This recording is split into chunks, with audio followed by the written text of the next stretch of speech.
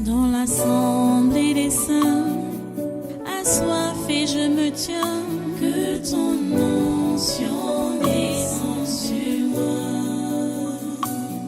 Conscient que mon destin est dans le creux de ta main, que ton onction descende sur moi. Je suis disposé, assoiffé, que ton onction descende sur moi. Je suis disposé, assoiffé,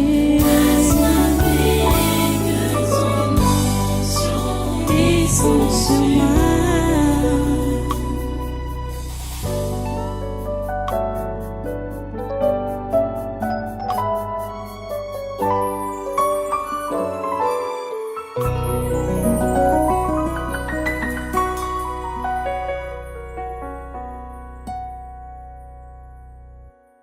Vous comprenez, non? Vous comprenez un peu ça, non? C'est comme ça que Dieu travaille avec nous. C'est comme ça que Dieu travaille avec nous. Nous, ses esclaves. Donc, ne pense pas que c'est parce que ta relation avec Dieu est devenue au bon niveau, au top niveau, que meilleur, bien là, tu n'auras plus des épreuves. Tu n'auras pas de défis. Jamais. Jamais. Au contraire, tu auras des défis et même il pourrait avoir quelque chose qui va devenir un handicap que tu vas traîner toute la vie. Je me rappelle quand j'ai parlé à l'une de mes filles ici, là, que toi, là, pour que ton moi soit réellement dominé, tu risques de passer ta vie dans la pauvreté, le dénuement total. Ça ne l'a pas plu, et ça ne lui plaît pas, mais c'est la vérité. C'est la vérité. On voit le cas avec Paul ici, là. On voit le cas avec Paul. Et on va un peu repartir dans le cas de Moïse. Allons dans Exode chapitre 4. Ça, c'est peut-être les deux cas qu'on va voir aujourd'hui. Moïse a décidé d'obéir à Dieu et d'aller en mission comme Dieu lui avait demandé. Il a dit au revoir à sa belle famille. Il a pris la route de l'Égypte. Moïse est en mission. Moïse est en mission. Dieu lui a montré les signes qu'il ira montrer à ses frères et qu'il ira montrer à Pharaon pour faire sortir donc les autres esclaves de l'esclavage. Moïse est armé. Mais Moïse est hébreu. Moïse est enfant d'Abraham. Avant la naissance de Moïse, Dieu avait déjà traité alliance avec Abraham, avec Isaac et avec Jacob. Et Dieu a matérialisé cette alliance-là dans la chair des enfants d'Abraham, les enfants mâles.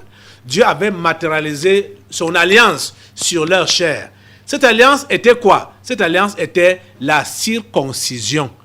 Dieu avait matérialisé ça sur la chair du sexe de tous les garçons israéliens ou juifs.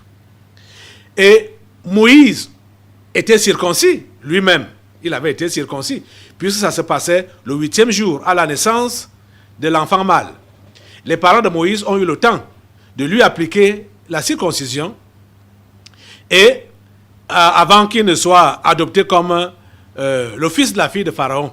Quand Moïse fuit l'Égypte pour aller se réfugier en Madian, devient maintenant le berger du madianais, il est juif de naissance. Il a l'alliance de Dieu dans sa chair. Son patron décide de lui donner une femme, donc sa fille. Il lui donne donc sa fille comme épouse. Moïse est juif de chair. Moïse est juif d'esprit. Il est juif. Il est enfant d'Abraham.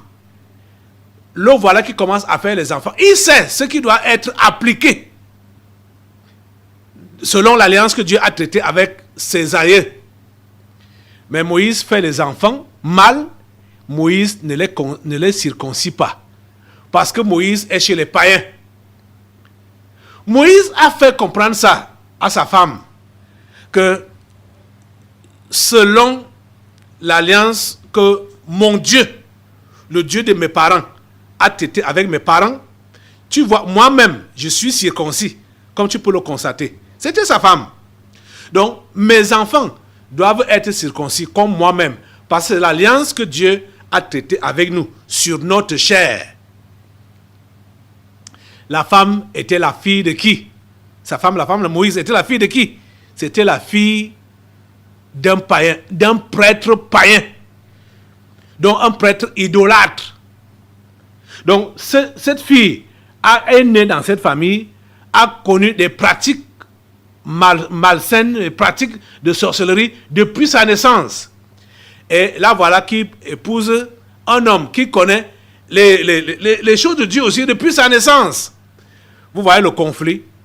Je vais vous dire, je vais faire un crochet encore là, au niveau du mariage. Comme le mariage de Moïse, donc avec cette fille païenne. Le mariage mixte n'est pas possible pour un chrétien véritable. Quand il dit mariage mixte, un vrai chrétien ne doit pas épouser un païen. Une vraie chrétienne ne doit pas épouser un païen. Donc, si tu es vrai chrétien, que tu es né de nouveau là, déjà, en ce qui concerne le mariage, tu dois barrer le monde païen. Tu dois barrer le monde païen, parce que ça ne pourra jamais marcher. Mais ça m'étonne de voir que certaines personnes disent qu'ils sont nés de nouveau, ils sont devenus chrétiens, et viennent à l'église, et ils continuent à avoir les mêmes critères que dans le monde. Parce que quand celui-là ou celle-là va venir à l'église, il va regarder un peu partout pour dire, ah, ici, là, il n'y a pas ma classe. Et sa classe se trouve où? Sa classe se trouve dans le monde. Vous voyez? Sa classe se trouve dans le monde. Oh mon Dieu. Quand tu te convertis et tu viens dans la maison de Dieu, tu balades les yeux pour dire, il n'y a pas ta classe. Dans ce milieu-là, tu as déjà décidé de rétrograder. Tu as déjà décidé de mettre fin à ta chrétienté. Je te dis la pure vérité. Je te dis la pure vérité. Tu comprends ça? Et Moïse a épousé cette femme. Vous savez que ce mariage n'a pas été facile. Hein? On nous raconte juste quelques bribes de ce mariage. Qu'est-ce qui pousse même Moïse à la polygamie? C'est le comportement de cette femme. Même comme à l'époque, Dieu n'interdisait pas encore la polygamie. Je dis bien à l'époque, Dieu n'interdisait pas encore la polygamie. Mais c'est ça qui pousse le comportement de sa femme-là, la femme de ce prêtre païen, qui pousse Moïse à la polygamie. Voici donc ce qui se passe. Moïse a répondu à l'appel. Et le voilà qui est en train de partir en mission comme Dieu l'avait envoyé. Verset 24 de Exode 4. Ouvre-la. Exode 4, verset 24. Pendant le voyage, en un lieu où Moïse passa la nuit, l'Éternel l'attaqua et voulut le faire mourir. Ha. Verset 24. Attends, relis un peu ça. Tu as relu? Tu comprends ça? N'est-ce pas Dieu qui a appelé Moïse? N'est-ce pas Moïse est en train d'obéir pour aller en mission comme Dieu l'a envoyé? Je sais que certains parmi vous, vous avez vraiment pris l'engagement pendant ce séminaire de devenir des esclaves de Dieu, de lever les mains pour dire, Seigneur, je deviens ton esclave, je vais te servir. Je vais faire tout je vais faire ta volonté et rien que ta volonté. Vous l'avez fait. Mais ce n'est pas fini, ce n'est pas tout. Il y a certains détails dans lesquels Dieu veut entrer avec vous. Vous êtes à quel niveau par rapport à ces détails-là? Et Dieu, lui, n'oublie pas les détails. Hein? Quand Dieu a des détails avec son esclave, il n'oublie pas ça. Mais c'est qu'il y a plusieurs parmi vous là qui disent à Dieu, Dieu, ferme les yeux. Bon, c'est déjà fait, c'est déjà consommé, maintenant, là, ferme les yeux. Ferme les yeux. Non. Rappelez-vous que on ne prend jamais de raccourci avec Dieu. Et rappelez-vous que prendre les raccourcis avec Dieu, c'est décider de ne jamais arriver à destination. Ne prends jamais de raccourcis avec Dieu. Quand il te reprend, parce que tu as pris une fausse route, rentre en arrière au point de départ. Là où tu as fait fausse route, reprends à l'endroit là. Restitue avant de continuer ta route. N'essaie pas de bifurquer pour aller rejoindre ta route devant. Ne fais pas ça avec Dieu. On ne fait pas ça avec Dieu. Par exemple, donc, que tu es chrétien, né de nouveau là, et tu fais un faux mariage chrétien. Oui, bon, tu fais un faux mariage. C'est-à-dire, tu fais donc, comme je dis là, que tu es chrétien, et tu pars prendre un païen en connaissant, c'est-à-dire, dans toute ta conscience. Et tu vas dire à Dieu de convertir ce païen-là, ou de convertir cette union-là. Tu es en train de mentir. Ça ne pourra jamais marcher. Ça ne pourra jamais marcher. Tu comprends? Ça ne pourra jamais marcher. Regardons que là où l'interdiction, soit du mariage, des mariages polygamiques ou machin, n'était même pas encore en application. Voilà que une fille païenne, la fille d'un sorcier, est en train de donner du fil à retordre à Moïse. Et Dieu ne regarde pas ça. Dieu ne regarde pas que Moïse a tellement parlé. Moïse a déjà tout fait pour convaincre cette femme. La femme a refusé d'être convaincue. Moïse attaque. Je veux dire, Dieu attaque Moïse. Donc, Dieu n'a pas laissé entendre ou comprendre que Moïse a tout fait pour convaincre la femme. La femme n'a pas compris. Donc, bon, il doit faire avec. Il doit supporter comme ça. Il doit fermer les yeux dessus et avancer avec Moïse. Bon, comme Moïse a accepté d'obéir, il va seulement avancer avec lui comme ça. Dieu n'a pas regardé ça comme ça. Dieu a décidé d'attaquer Moïse. Et les raisons étaient là, parce qu'on voit la réaction qui s'est produite après. On nous dit au verset 24, donc pendant le voyage, en un lieu où Moïse passait la nuit, l'Éternel l'attaqua et voulut le faire mourir. Vous comprenez? Verset 25. Séphora prit une pierre aiguë, coupa le prépuce de son fils et le jeta aux pieds de Moïse en disant, tu es pour moi un époux de sang. Et l'Éternel le laissa. C'est alors qu'il dit, époux de sang, à cause de la circoncision. Ça veut dire quoi? Cette femme avait été informée par rapport à cette pratique qui était donc l'alliance qui devait être marquée sur la chair des Hébreux. Moïse a eu le temps de dire ça à cette femme. La femme a refusé que ses enfants soient circoncis. Et à cause de cela, de ce refus de Moïse, parce que Dieu n'a pas regardé que c'est Séphora qui a refusé, mais Dieu regarde que c'est Moïse qui ne veut pas lui obéir dans cet aspect-là. Malgré que dans les autres aspects, il était prêt à obéir. Mais dans l'autre là, comme il refusait d'obéir, Dieu a décidé de l'attaquer pour le tuer. Vous voyez que Dieu ne demande pas notre obéissance à 99%. Dieu demande notre obéissance à 100%. Les aspects, les reliquats que tu as encore là, dans ta vie, même si tu as décidé de lever les mains, s'il y a encore des reliquats d'obéissance dans ta vie là, Dieu tient ça en compte et veut que tu puisses obéir à 100%. Vous comprenez? Il est prêt à t'attaquer n'importe quand et n'importe comment. Même comme il sait que c'est sur toi que l'espoir repose. Est-ce que Dieu avait appelé quelqu'un d'autre en dehors de Moïse? C'est Moïse seul qui était appelé. Et c'est sur lui seul que l'espoir reposait. L'espoir de la délivrance du peuple d'Israël. Mais ça n'a pas empêché Dieu de l'attaquer comme Moïse était hésitant.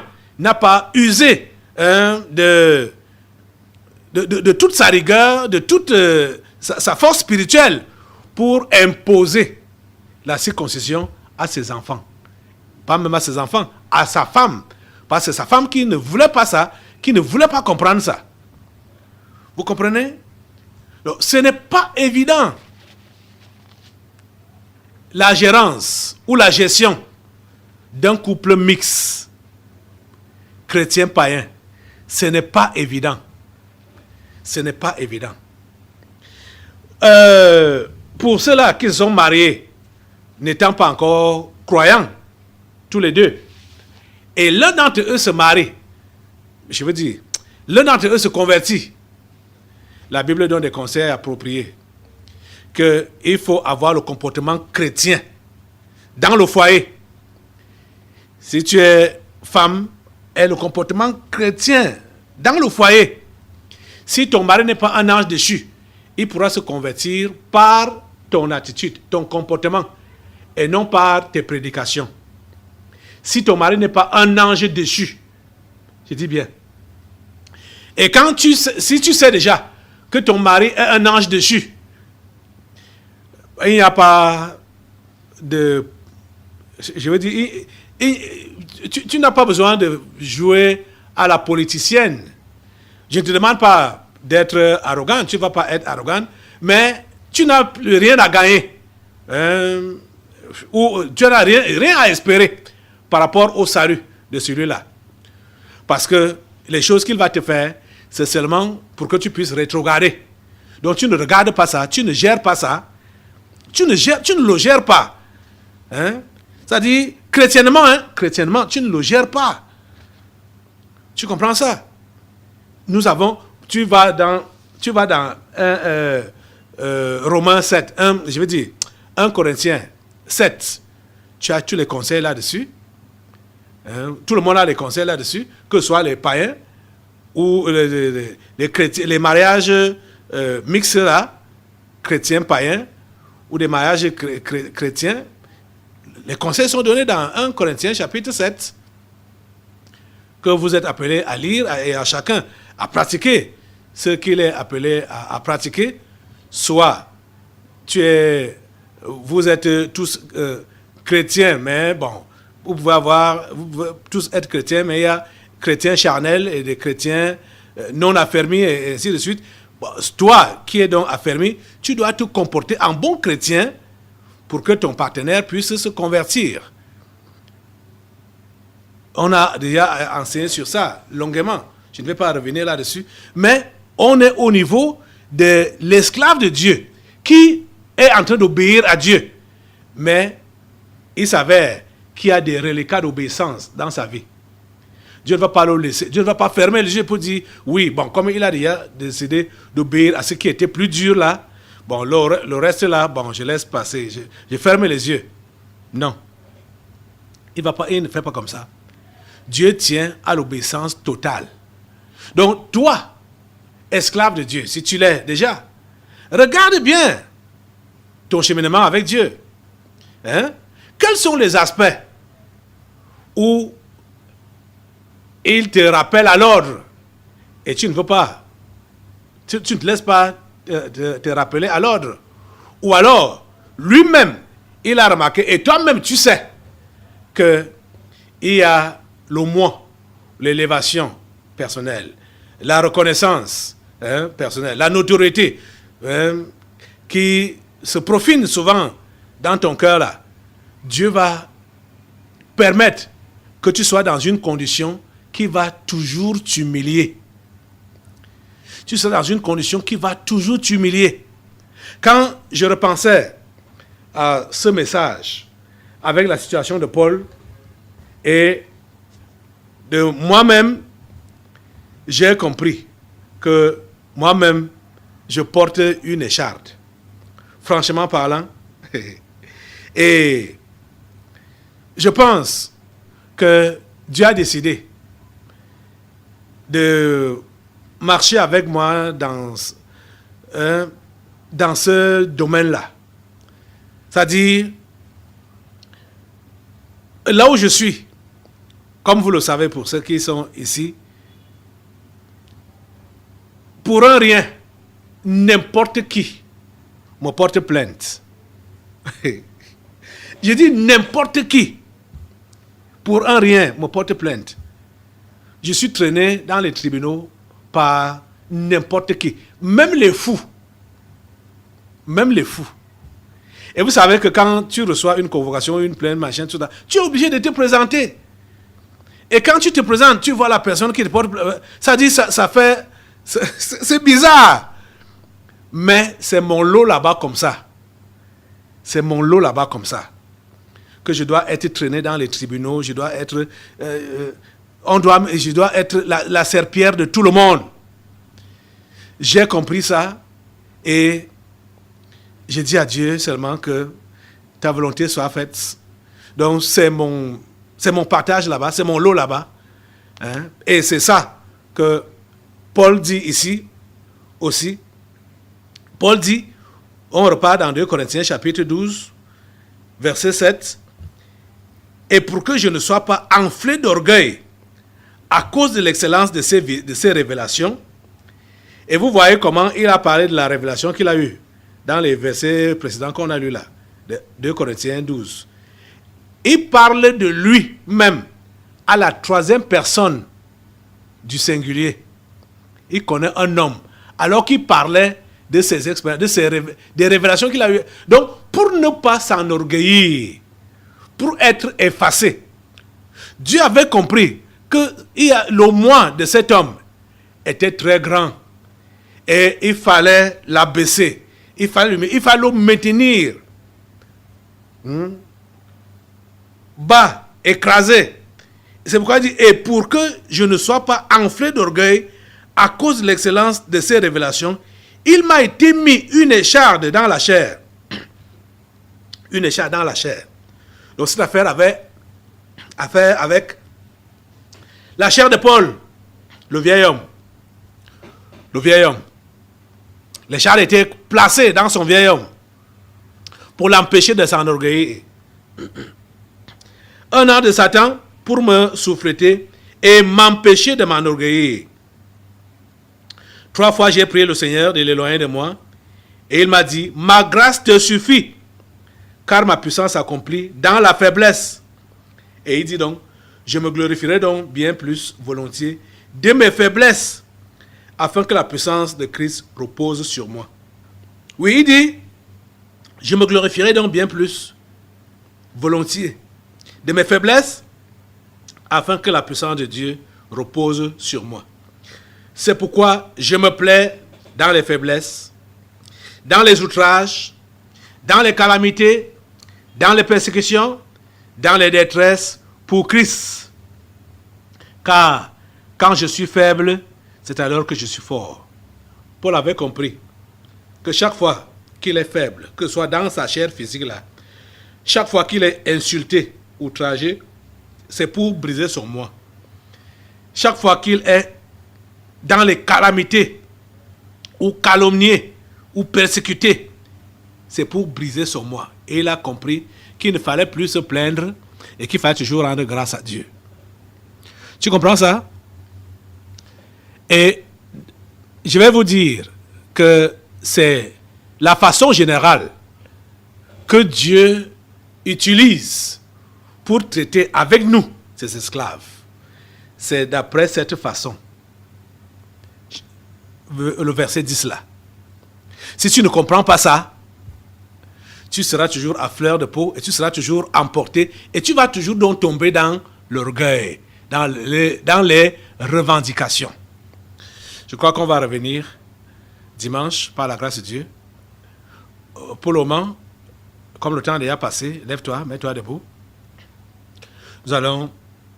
Tu vas prier Dieu pour qu'il donne la grâce d'avoir la révélation de là où tu as fait défaut. Là où il te réclame de te ressaisir. Et surtout, demande-lui la grâce de te maintenir réellement dans l'humilité. Ne permets pas qu'il utilise une écharde. Toi-même, comme je disais, j'enseignais la dernière fois, disant que quand toi-même tu t'es roulé dans la boue, et que maintenant, volontairement, par méchanceté, les gens veulent te rouler dans la boue, ils te prennent, ils te roulent encore dans la boue. Toi, tu aimes déjà ça, tu as fait ça avant eux. Ça va encore te gêner en quoi? Ça ne va plus te gêner. Donc tu dois t'humilier toi-même. Tu dois te briser toi-même d'abord, à l'avance. Alors, quand les épreuves vont venir, ça va trouver que tu es déjà préparé. Dis à Dieu, donne-moi la grâce, ô Dieu, de me briser à l'avance, de me m'humilier à l'avance, de ne jamais rien revendiquer, de ne pas revendiquer ma notoriété, revendiquer mon positionnement ou ma position sociale ou même spirituelle. Donne-moi cette grâce, Seigneur, de comprendre la leçon.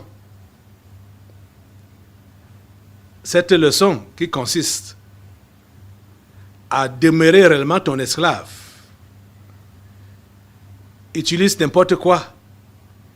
Donne-moi la grâce de ne pas blasphémer, mais d'accueillir avec action de grâce tout ce que tu permets dans ma vie. C'est au nom puissant de Jésus que j'ai prié. Amen. Amen. Voilà, nous allons passer aux délivrances prophétiques. Nous allons revenir dimanche, par la grâce de Dieu, avoir davantage cet aspect. Dieu veut que nous soyons complets. S'il y a des reliquats d'obéissance dans notre vie, il va nous les réclamer. Même si c'est que c'est sur nous seuls qu'il compte, il va nous réclamer les reliquats d'obéissance. Parce que c'est ça, il ne partage pas sa gloire avec quelqu'un d'autre. Accepte ça comme ça. Ne partage pas la gloire de Dieu avec lui. Il est le seul qui doit être glorifié. À lui toute la gloire. Je reviens.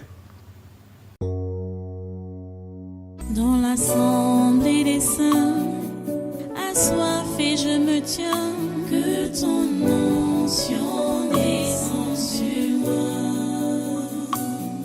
Conscient que mon destin